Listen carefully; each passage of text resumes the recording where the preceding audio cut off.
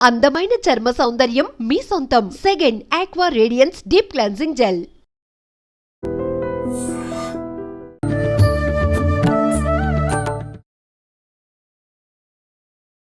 నమస్కారం, welcome to iDream. ధర్మ మార్గం విత్ విజిత కార్యక్రమానికి స్వాగతం. ప్రస్తుతం మనతో పాటు ఉన్నారు శ్రీ శ్రీ శ్రీ ఆనంద శివకామేశ్వరి సన్నిధాన వ్యవస్థాపకులు శివకామేశ్వరి ఆనందమయ్య అమ్మగారు. ఇప్పుడు అమ్మతో మాట్లాడి మరిన్ని విషయాలు తెలుసుకుందాం. నమస్కారం అమ్మా. శ్రీమాత్రే నమః.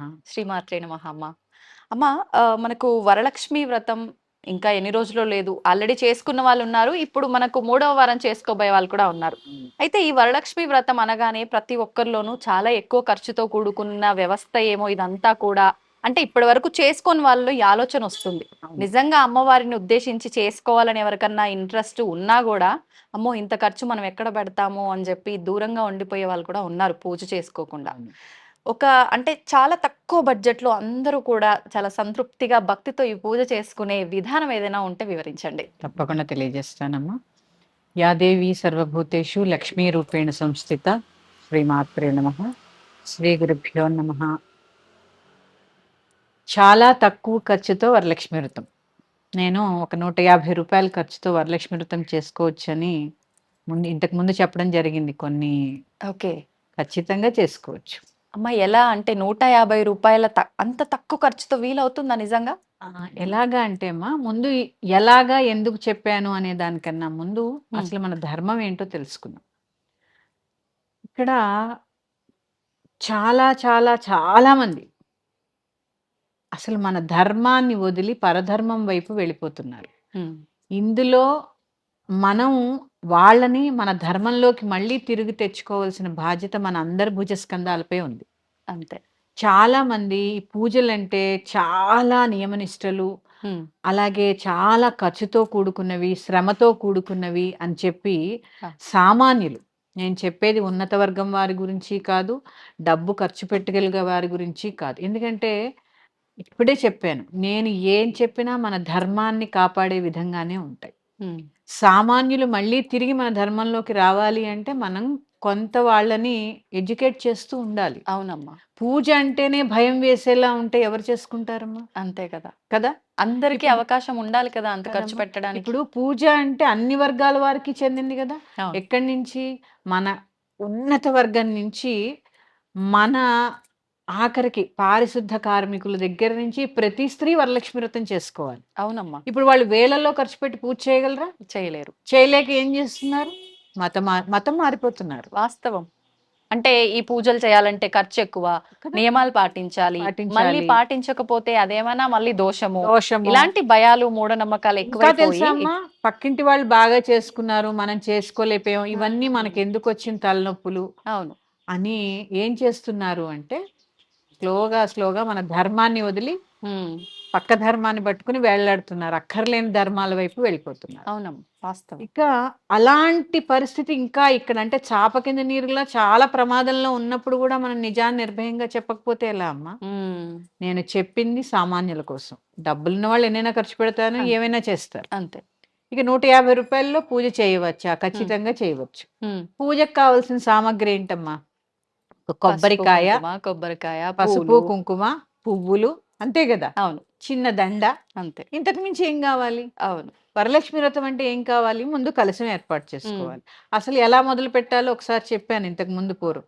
కాస్త ఆవు పేడతో అలకాలి, చిన్న పీట వేయాలి, కొన్ని బియ్యం పోయాలి, దాని మీద కలశం పెట్టాలి, పంచపల్లవాలు ఏర్పరచాలి, ఇంతే కదా నేను చెప్తా. చెప్పినప్పుడు ఈ కలశం చెంబు మన దగ్గర ఇది వరకు ఉండనే ఉంటుందిగా. అవును. ఎవరి దగ్గర ఏది వీలైతే అదే పెడతారు, అంతే కదమ్మా. లేదా ప్రతి సంవత్సరం కొత్తది కొనుక్కోవాలని నియమం ఎక్కడా లేదు కదమ్మా. అవును, లేదు కదా. కలశం మీద కొబ్బరికాయ కొత్తది మాత్రమే కొత్తది అంతే, అదొక్కటే మార్చేది. చెంబు పాతదైనా పర్వాలేదు, ఆ చెంబు పాతదే కొనుక్కుంటారు, పాతదే పెట్టుకుంటారు, ప్రతి సంవత్సరం కొనుక్కోవాలని లేదు. అంతే. ఈ కొబ్బరికాయ ఖరీదు ఎంత? నాకు తెలిసి 25 రూపాయలు అనుకున్నా, పోనీ 25 రూపాయలు. కలశం మీద మనం పెట్టేటటువంటి జాకెట్ పీస్ ఏదైతే ఉందో, జాకెట్ ముక్క, ఎంతమంది మనకి బొట్టు పెట్టిస్తూ ఉంటారు. అవును. అవన్నీ ఏం చేస్తాం? పక్కన పెడుతూ ఉంటాం కదా. అవి ఉపయోగించొచ్చా అమ్మా? తప్పకుండా. ఓకే, తప్పకుండా ఉపయోగించవచ్చు. కొత్తదే తేవాలని ఏం లేదమ్మా. మన దగ్గర ఏది లభ్యమైతే అదే. ఆ, కొనగలిగే స్తోమత ఉన్న వారి గురించి నేను ఇక్కడ మాట్లాడడం లేదు. అదే అసలు సామాన్యంగా పూజ ఇలాగే చేసుకోవాలి. నువ్వు ఉమ్. కొనగలిగితే ఎన్నైనా కొనొచ్చు, అంతే. ఎన్ని కొన్నా తక్కువే అవును. భగవంతుడికి. అంతే కదా. పోనీ జాకెట్ ముక్క కొనుక్కున్నా ఎంత ఉంటుందమ్మా? 50 నుంచి 60 రూపాయలు ఒక జాకెట్. అంతే. ఎంత అయింది? 85 రూపాయలు. ఒక చటాక్ పువ్వులు ఉమ్. 105 రూపాయలు. ఎంత అయిందమ్మా? ఒక మాల ఉమ్. 30 రూపాయలు మాల పెట్టుకున్నా 135 రూపాయలు. అవును. పసుపు కుంకుమ ఇంట్లో ఉంటాయి, అగరబత్తులు ఇంట్లో ఉంటాయి. అవును. 150 రూపాయల్లో పూజ అయిపోయిందా లేదా? అంతే. అయిపోయింది. ఒక అర డజన్ అరటిపళ్ళు, పోనీ 200 వేసుకోండి. అవును. ఒక అర డజన్ అరటిపళ్ళు ఒక 35 నుంచి 40 రూపాయలు వేసుకోండి. ఎంత చూసుకున్నా 200 రూపాయల్లో లోపే. సామాన్లన్నీ అయిపోయలేదా? అవును. ఇప్పుడు పూజ చేసుకోవచ్చా వద్దా? చేసుకోవచ్చు. మనం కల్పోక్త ప్రకారం యథావిధిగా కలశం పెట్టి పూజ చేసుకోవాలని మనకు చెప్పినప్పుడు ఇంతలోనే పూజ చేసుకోవచ్చు, ఎటువంటి చింత లేకుండా మళ్ళీ. చింత లేకుండా. అందరూ 2 రూపాయలకి పూజ చేసుకునేవారు, 5 రూపాయలు పూజ చేసుకోమని చెప్పేవారు. ఆ. ఇలా ఎలా చేసుకుంటారు 150 రూపాయల్లో? ఉమ్. నేను ధర్మం వైపు మళ్ళీ తిరిగి తీసుకువచ్చే ప్రయత్నం. అవును. మన ధర్మములో చెప్పిన విషయాలు మాత్రమే. ఎక్కడా మన ధర్మంలో ఏ వ్రతాలు ఖరీదైనవని చెప్పలేదు, ఉమ్. ఆర్భాటంగా చేయమని చెప్పలేదు. ఇక్కడ నేను చెప్పిన ఇంకో విషయం, ఎక్కడా నేను అలంకారాలు వద్దని చెప్పలేదు. ఆ. అలంకారాలు ఏవి వద్దన్నాను? కాళ్ళు చేతులు దేనికి దానికి విడదీసి అతికించినట్టుగా అతికించి ఉండేవి వద్దన్నారు. పెట్టద్దన్నాను. అవునమ్మా, వాస్తవం. అందుకే వీడియో మొత్తం చూడాలి చూసే వాళ్ళందరూ. అలంకారాలు ఎక్కడా వద్దని చెప్పలే. మీరు ఎంత అలంకారమైనా చేసుకోండి. అలంకారంలో కూడా ఏం కావాలమ్మా? ప్లాస్టిక్ పూలు కావాలా? జీవం లేనివి కాదు అవసరం కదా. లేదు. ఉమ్. చైతన్యార్ఘ సమారాధ్య చైతన్య కుసుమ ప్రియ ఆ. కదా అమ్మవారు. అవును. అలాంటప్పుడు నువ్వు ప్లాస్టిక్ పూలు ఎలా వేలాడదీస్తాను దానికి? అంతే కదా. దానికి ఎందుకు డబ్బులు ఖర్చు పెట్టాలి? అవును. చక్కగా మామిడి తోరణాలు, బంతి పూలు ఎన్నైనా కట్టుకోండి, అది మీ మనకు ఇష్టం. సహజంగా దొరికేవి ఎన్నో ఉన్నాయి. ఉన్నాయి ఒకవేళ కదా. పూలు కొనుక్కొచ్చే స్తోమత లేకపోయినా ఆ, ఎక్కడో పక్కింట్లోనో అక్కడో ఇక్కడో అడిగి తెచ్చుకునైనా చేసుకోవచ్చు. చేసుకోవచ్చు అవకాశం కదమ్మా. ఉంది. ఇక్కడ పూజలో భక్తి చేసుకోవాలనే దాన్ని ఏమంటారు, ఆసక్తి ఉండాలి. ఆసక్తి చాలా అవసరం. అవును. దానికి డబ్బు ఎంత వెచ్చిస్తున్నాము అనేది అవసరం కాదు. ఉమ్. ఈ విషయంగానే సామాన్యులు కూడా పూజ చేసుకోవాలి అనే సంకల్పంతో నేను చెప్పినదే ఈ 150 రూపాయల పూజలో పూజ పూర్తవుతుందని చెప్పడం అనమాట. ఉమ్. నిజంగా కూడా అంతే అవుతుంది కదమ్మా. అవుతుంది. అంతే. ఇక నివేదనకు వస్తే ఉమ్. చాలా రకాలు చేయవలసిన పని లేదు కదా. ఉమ్. వారికి స్తోమత లేరు, అన్నం వండుకుంటారు, అందులో ఇంత పెసరపప్పు, జీలకర్ర, ఉప్పు, మిరియాలు వేస్తే పులగం అయిపోయింది. ఓకే. అమ్మవారికి ఎంతో ప్రీతి. బెల్లం ఇంట్లో ఉంటుంది, లేదు ప్రతిరోజు టీ తాగడానికి పాలు కొనుక్కుంటాంగా, అవును. అవును. అది ఇంత క్షీరాన్నం చేస్తారు. అంతే. ఇది ఇప్పుడు ఖర్చుతో కూడుకున్న విధి విధానాలు ఏమున్నాయమ్మా ఇందులో? ఏమీ లేదు. అంటే ఏమీ మనం లేదు. ఆడంబరంగా చెయ్యాలంటే లేనిపోని అన్ని కొనాల్సి ఉంటుంది కాబట్టి ఖర్చు. అదా? ఉన్న దాంట్లోనే మనం చేసుకోవాలంటే మీరన్నట్టుగా సరిపోతుంది మీరన్న ఖర్చు. ఖర్చు సామాన్యులు కూడా చేసుకోవాలమ్మా. భయపడే విధంగా పూజలు ఎప్పుడూ ఉండకూడదు. ఉమ్. ఇప్పుడు ఒకటే అమ్మా, నన్ను విమర్శించడం మానేసి ముందు తెలుసుకోవాల్సింది ఏంటి తెలుసా? మన ధర్మం వీడి పక్క ధర్మాలకు వెళ్ళిపోతున్న వాళ్ళని మన ధర్మంలోకి తిరుగు తెచ్చుకునే ప్రయత్నం చేయండి. అవును. నేను వాళ్ళందరినీ కూడా మనం ఉత్తేజపరిచి మళ్ళీ మన ధర్మంలోకి తిరుగు తెచ్చుకోవాల్సిన బాధ్యత ఉమ్. మన అందరి మీద ఉంది. ధర్మో రక్షతి రక్షితః. ధర్మాన్ని నువ్వు రక్షిస్తే ధర్మమే నేను రక్షిస్తాను. అవునమ్మా. ఎందుకంటే అమ్మా చూడండి, ఈవేళ హిందువుగా ఉన్నవారు, ఇది టాపిక్ కాకపోవచ్చు ఉమ్. కానీ తెలుసుకోవాలి అందరూ. అవును. అవును. ఈవేళ మా హిందువుగా ఉన్నవారు రేపు హిందువుగా ఉన్నారని గ్యారంటీ ఇవ్వగలరా? లేదు. పక్క ఇంట్లో ఉన్న మన హిందువులమే ఉమ్. పక్క హిందూ మతం మారిపోతుంటే పట్టించుకోలేని స్థితిలో ఉన్నాం. ఇలాంటి పరిస్థితుల్లో కూడా ఒకళ్ళనొకళ్ళు విమర్శించుకోవడం మానేసి ఉమ్. మన ధర్మం వైపు, మన ధర్మంలోకి తిరుగు తెచ్చుకునే ప్రయత్నం చేద్దాం. అమ్మా, ఇప్పుడు మనకు శ్రావణ మాసం ఆల్రెడీ కొన్ని రోజులు గడిచిపోయింది, ఇంకా కొన్ని రోజులు ఉంది. కొంతమంది ఎలా అంటే ఆహార విషయంలో చాలా నియమాలు పాటిస్తూ ఉంటారు ఈ శ్రావణ మాసం వచ్చింది అంటే. కానీ కొంతమంది వాళ్ళ అంటే రెగ్యులర్ విధానంలో ఎటువంటి ఆహారం తీసుకున్నా, అంటే అది మాంసాహారమే కావచ్చు, శాకాహారమే కావచ్చు, తినేస్తూ ఉంటారు ఈ శ్రావణ మాసంలో కూడా.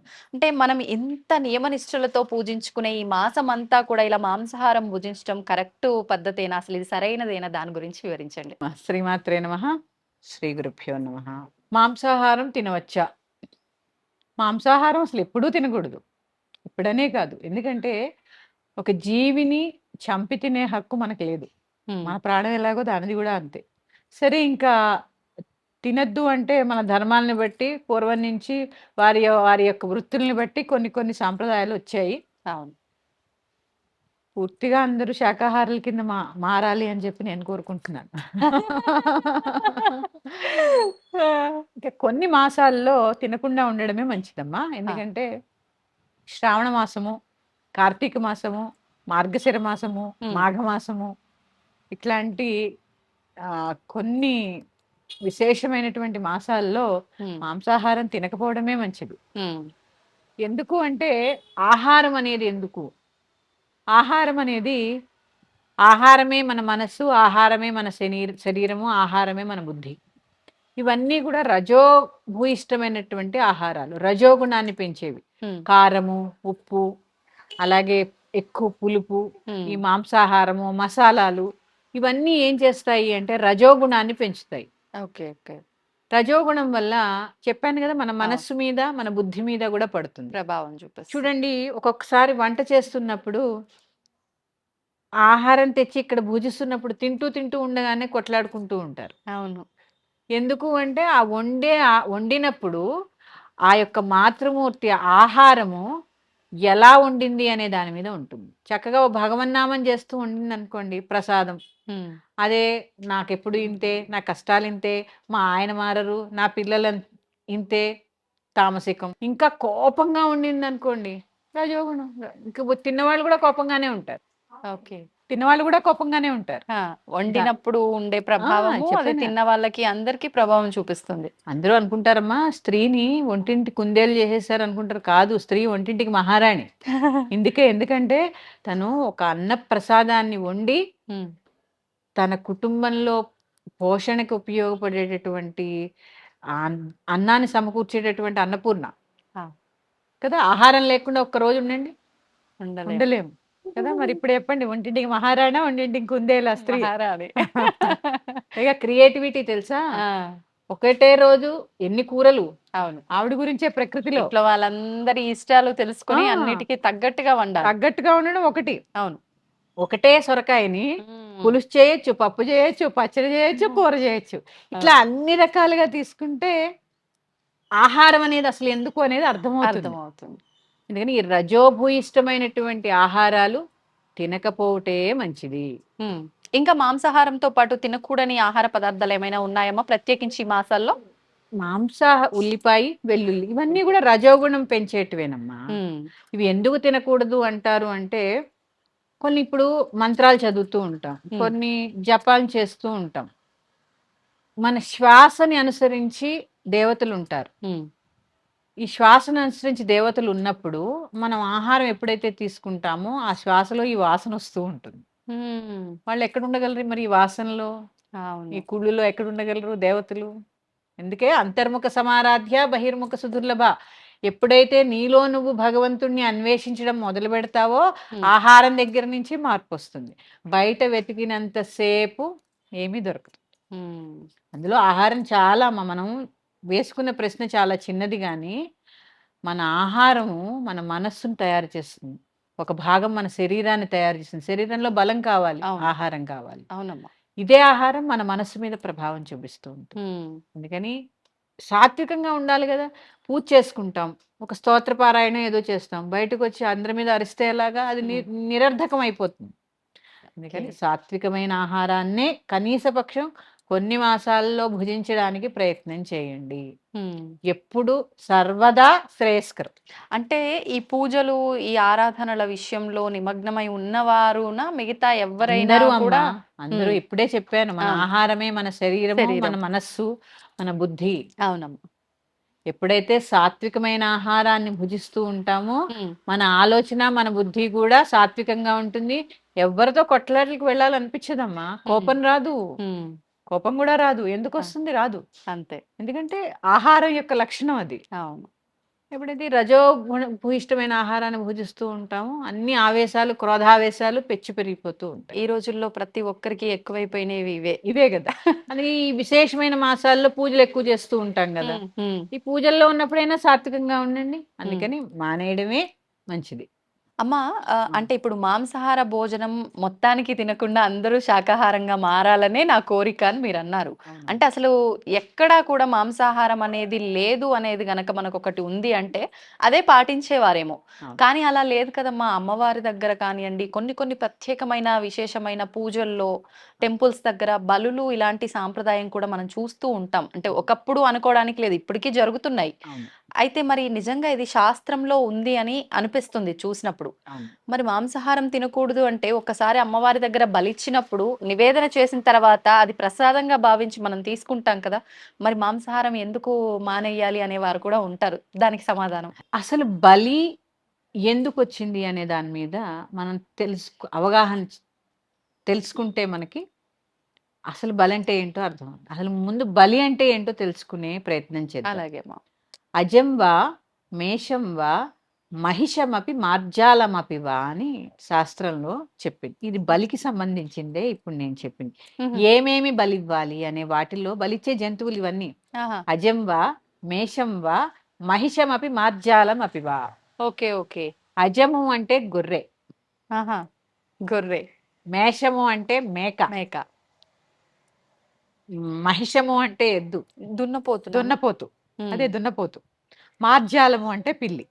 పిల్లి. హ్మ్. అంటే పిల్లిని కూడా బలిస్తారా? కొన్ని ప్రాంతాల్లో ఇస్తారేమో, మరి శాస్త్రంలో చెప్పబడింది. ఓకే. ఓకే. ఈ ప్రాణానికి ఆ ప్రాణానికి పెద్ద తేడా ఏముందిలేమ్మా. అంతే.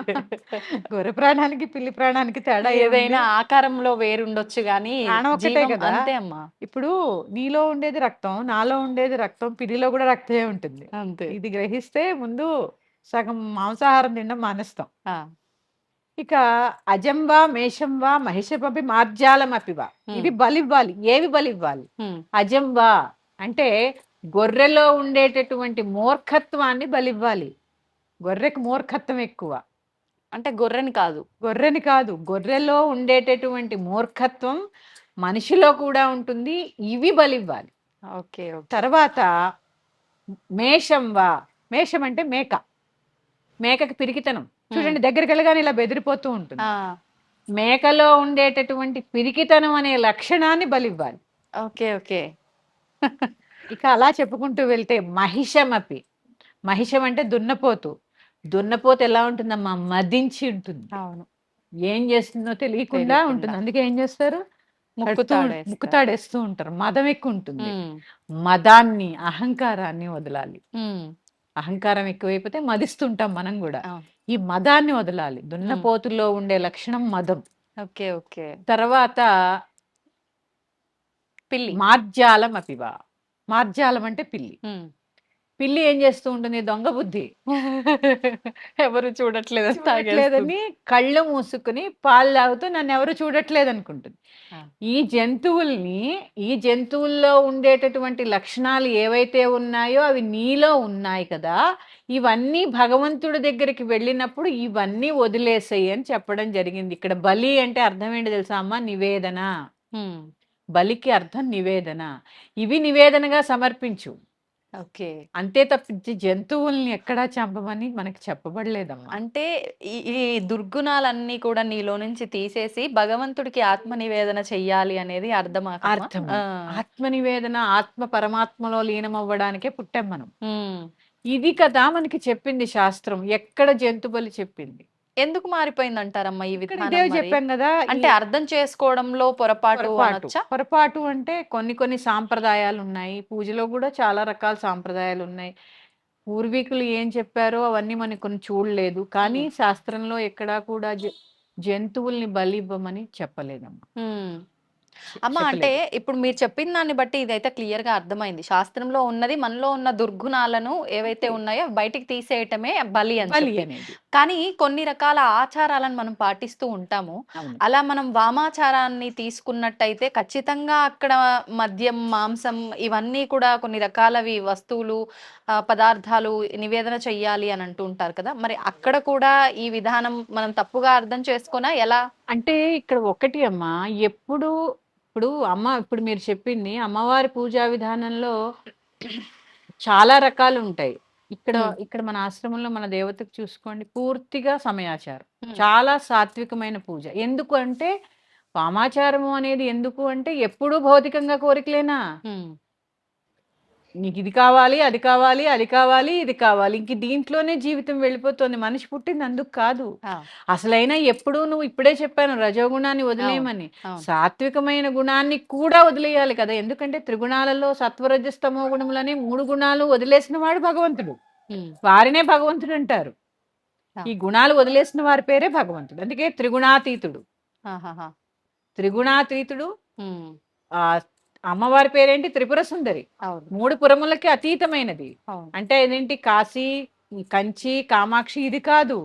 నీలో ఉండే ఇచ్ఛాశక్తి, క్రియాశక్తి, జ్ఞానశక్తి స్వరూపిణి ఆవిడ. ఇలాంటి త్రిపురాలకి రాణి ఆవిడ. ఇలాంటి రాణి నువ్వు ఎంత సాత్వికంగా ఆరాధన చేస్తే అంత మంచిది.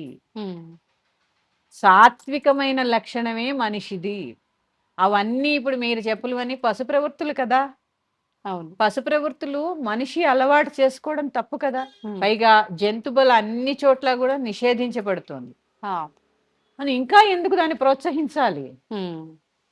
అసలు ఆధ్యాత్మికత అనే కోణం ఏంటమ్మా? నిన్ను నువ్వు మార్చుకోవడం, నిన్ను నువ్వు పరివర్తనలోకి తీసుకురావడం, నిన్ను నువ్వు ఎడ్యుకేట్ చేయడం. అవును, అంతే తప్ప ఈ కోచింగ్ సెంటర్కి, ఆ మోటివేషన్ సెంటర్కి వెళ్ళవలసిన పని లేదు. నువ్వు నిజంగా భగవతత్వం తెలుసుకోవాలనే తపన నీలో ఉంటే ఏ మోటివేషన్ సెంటర్లకి వెళ్ళవలసిన పని లేదు. ఎందుకంటే చాలా ఉన్నాయి. అసలు పూజ అనే ఈ షోడశ ఉపచారాల్లోనే నేను ఉద్ధరించుకోవచ్చు. అవును, ఇది అందుకని శాస్త్రం చాలా చెప్పబడిందమ్మా. అందుకే చెప్తున్నానమ్మా, పూజ వేరు, ఆరాధన వేరు, ఉపాసన వేరు. ఏంటమ్మా వ్యత్యాసం? ఆరాధన వేరు, ఉపాసన వేరు. ఆరాధన అనుకోండి నిత్యం ఆరాధిస్తూ ఉంటాను దేవతని. ఉపాసన అనుకోండి ఉపవాసము ఉపాసన. ఉపాసన అంటే అంటే దగ్గర, ఉపవాసము. నీ మనసులో ఆవిడకు ఒక స్థానం ఏర్పరిచి ఇక్కడ భద్రపరచుకోవడమే ఉపాసన. అన్ని జీవరాశుల్లో ఎక్కడ చెట్టులో, చేమలో, కొండలో ఎక్కడ చూసినా ఆవిడనే చూడడం ఉపాసన. అంతే తప్ప ఒక చోటే కూర్చుని ఒక చోటే తపస్సు చేయడం, అది చేస్తూ అన్నిటిల్లో కూడా ఆవిడ్ని చూడాలనుకునే లక్షణం పేరే ఉపాసన. అంటే ప్రతి కదలికలో ఇంకా ఆవిడ ధ్యాస. ఎందుకంటే లలితా సహస్రనామంలో కూడా ఏం చెప్పబడింది? చరాచర జగన్నాథ చక్ర రాజనికేతన ఆబ్రహ్మ కీట జనని వర్ణాశ్రమ విధాయిని. పిపీవికాది పర్యంతము వర్ణాశ్రమాలు ఏర్పాటు చేసేదాకా అన్నీ నేనే. చరాచర జగన్నాథ, చరము అచరము, కదిలేవి కదలంది. కుర్చీ కూడా ఆవిడే. ఇప్పుడు గాలి వీస్తోంది, గాలి ఆవిడే. చూడండి, మనం చరము అనగానే చెట్టు కదిలాయి, మరి అదే ప్రకృతి. అదే అంటే ఆవిడతో ఎప్పుడు అనుసంధానమే ఉండాలి మనం. అంతే, పిలిస్తే పలుకుతుందండి. అది ఎప్పుడు భగవంతుడు ఎక్కడ వెతికితే లేదు, ఇక్కడ వెతికితే దొరుకుతాడు. ఇక్కడ వెతికితే దొరికినప్పుడు నువ్వు ఏది చెప్తే అది వింటాడు. మనకు గాలి కావాలంటే గాలి వస్తుందా లేదా? ఇది అంటే ఎల్లప్పుడూ సర్వవేళ సర్వావస్థలు యందు ఆ పాదాలు వదలకుండా ఉండడమే ఉపాసన. ఇది భగవత్ తత్వం అర్థం చేసుకోవడంలో చాలా ఉంటుంది, చాలా. అందులో భాగంగా అందుకే ఆధ్యాత్మికతలో కూడా ఎప్పుడు ఎల్కేజీలో ఉండకూడదు. ఎల్కేజీ నుంచి పీజీ వరకు చదవాల్సినవి ఉంటాయి. మీరు పిహెచ్డి చేశారండి అంటూ ఉంటారు నన్ను.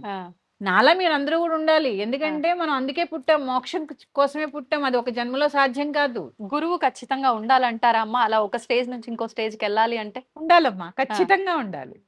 గురువు లేని విద్య గుడ్డి విద్య. గురువు లేకుండా ఆలేదిద్దలేం. ఇలాంటి ఇంత బ్రహ్మ విద్యను ఎలా దిద్దగలం? అవును, అందుకని ఖచ్చితంగా గురువు సహకారంతో. ఎందుకంటే నన్ను అడిగితే భగవంతుడు కావాలా గురువు కావాలా అంటే గురువే కోరుకుంటాను. ఎందుకంటే నాకు నా గురువే భగవంతుడిని పరిచయం చేసినవాడు. ఆ భగవంతుడికి ఎలా పూజ చేయాలి, ఏం చేయాలి, ఎలా అర్చన చేయాలి అని ఆ గురువు యొక్క పాదాలు నిరంతరం వదలకుండా పట్టుకుంటే ఇగో ఈ మాత్రం ఆవగింజలు 60వ వంతు, ఎక్కడో 60వ వంతు కూడా కాదమ్మా, ఎక్కడో 1% తెలుసుకోగలిగాం. ఎందుకంటే నీవారశోకవర్తన్వే పీతాభా సత్యనోపమా తస్యాశిఖాయా మధ్య పరమాత్మ వ్యవస్థిత. నీవార ముళ్ళు అంటే సూదిలాగా ఉంటుందట ముళ్ళు. ఆ ముళ్ళు కన్నా చివర ఎంత ఉంటుందమ్మా? ఒక సూది చివర ఎంత? ఆ మొన కన్నా సన్నగా ఎంత ఉంటుందో భగవంతుడు అంత సూక్ష్మంగా ఉంటాడు. అంత సూక్ష్మమైన భగవంతుణ్ణి నువ్వు పట్టుకోవాలి అంటే నువ్వెంత సూక్ష్మంగా ఆలోచించాలి, నువ్వెంత సూక్ష్మంగా మారాలి. అవును, కనిపించడం సాధ్యమయ్యేంత, అంటే కనిపించేంత ఈజీ కాదు. అణువులో ఉన్నారంటాడు. ఆ అణువుని కనుక్కోవడం ఎలా? అవును, అణువుని కనుక్కోవాలంటే ఎన్ని ఉన్నాయి, పరమాణువులు ఉంటాయి, మళ్ళీ దానికన్నా చిన్న, ఇంకా అంటే ఎంత సూక్ష్మంగా మనం తెలుసుకోవాలి. ఇది తెలుసుకోవాలి అంటే పూజ, మన యొక్క కోరికలు ఇవన్నీ కూడా ప్రాథమికం. విగ్రహారాధన అనేది ఎప్పుడూ చేస్తూ ఉండాలి, కానీ ఆ ఆరాధనని చేస్తూ మనం ఆధ్యాత్మికంగా ఎలా ఎదగాలి, ఇవన్నీ ఈ పూజలో ఒక భాగం. ఇదంతా ఎవరు చెప్పారు? గురువు ద్వారా, నీ సాధన ద్వారా నువ్వు తెలుసుకోవాలి. ఇది ఎవరు వచ్చి చెప్పరు, ఎవరికి వారు సొంతగా ఎక్స్పీరియన్స్ అయ్యేటటువంటి విషయాలు ఇవన్నీ. కానీ జంతు బలి అనేది ఎప్పుడూ కూడా సమ్మతం కాదు. అందులో ఏ జంతువునైతే ఇప్పుడు బలిస్తూ ఉన్నారో కొన్ని చోట్ల, ఆ జంతువులో ఉండేటటువంటి మనలో కూడా జంతువులు ఉంటాయి. ఎందుకంటే మనం అన్ని జన్మలు 86 లక్షల జీవరాశుల్లోంచి పుట్టే మనిషి జన్మ ఎత్తినప్పుడు కొన్ని అవలక్షణాలు మనకు ఉంటాయి. పశు ప్రవృత్తిలో ఒకటి ఉదాహరణ చెప్పనా? కంచెల్లో అన్నం పెట్టుకోగానే వెంటనే తినేస్తాం. ఎందుకంటే మనకి భగవంతుడు 24 గంటల సమయం ఇచ్చాడు. అవునమ్మా. ఆహారాన్ని భగవంతుడు అందించాడు. కృతజ్ఞత ఏది? నీకు ఇవన్నీ ఇచ్చిన దేవుడికి ఏం తినడు, దేవుడు తినడు అని కూడా నేను చెప్పను. దేవుడికి ఇవన్నీ అవసరం లేదు. కానీ ఇవన్నీ ఇచ్చినటువంటి భగవంతుడికి నువ్వు సమర్పించి తినాలి అని చెప్పే భావనే నీకు లేకపోయే ఏమీ వద్దు, నీకు మంత్రాలు రావు. శ్రీమాత్రే నమః అని ఒక్కసారి పూజించండి, అన్నం ప్రసాదం అవుతుంది. కృతజ్ఞత, ప్రకృతి పట్ల కృతజ్ఞత, భగవంతుడి పట్ల కృతజ్ఞత, తల్లిదండ్రుల యందు కృతజ్ఞత. నేను ఇలా ఇక్కడ కూర్చొని మాట్లాడుతున్నాను అంటే నా గురువు యందు కృతజ్ఞత, నా యొక్క కుటుంబం యందు కృతజ్ఞత. ఎప్పటికప్పుడమ్మా కృతజ్ఞత అనేది చాలా అవసరం. మరొక అంశంతో మీ ముందుకు వస్తాను. శ్రీమాత్రే నమః. తవ్వుతూనే శివలింగం సరే, దాన్ని అట్లా కప్పేసేయండి, చూపించదండి. Krishna is there. మూర్తి పూజ కాదు, సాక్షాత్ బ్రజేంద్ర నందన భగవాన్ ఉన్నారు మూర్తిలో. ఏమీ ఆశించకుండా ఆరాధించే వాళ్ళు కూడా ఉన్నారా ప్రభుజీ? నిజమైన భక్తి అంటే మనకు తెలియదు కాబట్టి